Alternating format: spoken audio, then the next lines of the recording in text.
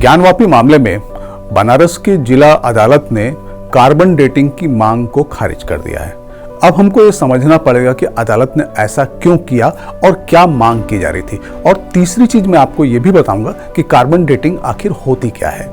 तो आइए हम सबसे पहले इस बात पर आते हैं कि कार्बन डेटिंग की मांग वहां पर क्यों की जा रही थी।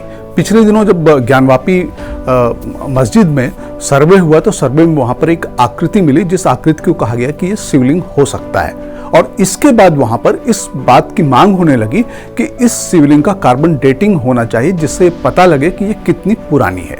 अब अदालत के सामने जब ये मामला आया तो अदालत ने कार्बन डेटिंग की मांग को खारिज कर दिया, क्योंकि अदालत को लगता है कि अगर ये आकृति वाकई कोई धार्मिक प्रतीक है या धार्मिक चिन्ह है या धार्मिक मूर्ति है तो हम उसकी अगर कार्बन डेटिंग करते हैं तो उससे उसको नुकसान होगा, लिहाजा कार्बन डेटिंग की अनुमति नहीं दी जानी चाहिए। ये तो रही अदालत की बात। अब हम आपको बताते हैं कार्बन डेटिंग होती क्या है। दरअसल देखिए, मोटे तौर पर यह है कि जो धातु और पत्थर है उसमें कार्बन डेटिंग बहुत ज़्यादा प्रचलित भी नहीं है, बहुत ज़्यादा काम भी नहीं करती है। और हमको ये समझना पड़ेगा कि दुनिया हमारी हजारों लाखों साल पुरानी है और दुनिया में बहुत ढेर सारे जीवाश्म हैं, लकड़ी है, कार्बनिक तत्व हैं जो जमीन के नीचे दबे हुए हैं, इधर उधर हैं।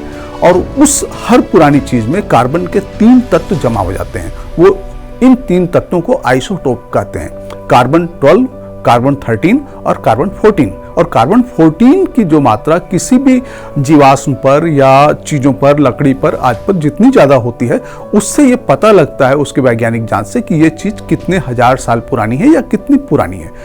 इस पद्धति की शुरुआत 1940 के आसपास हुई, उस समय इसको खोजा गया और तब से लेकर अभी तक कार्बन डेटिंग बहुत ढेर सारी चीजों में इस्तेमाल हो रही है। हालांकि ये विवाद का विषय है।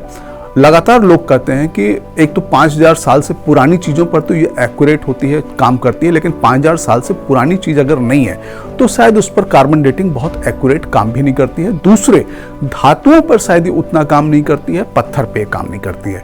तो ये अब आप समझ गए होंगे कि कार्बन डेटिंग क्या होती है और क्यों अदालत ने ज्ञानवापी मस्जिद में मिली आकृति की कार्बन डेटिंग कराने से मना कर दिया।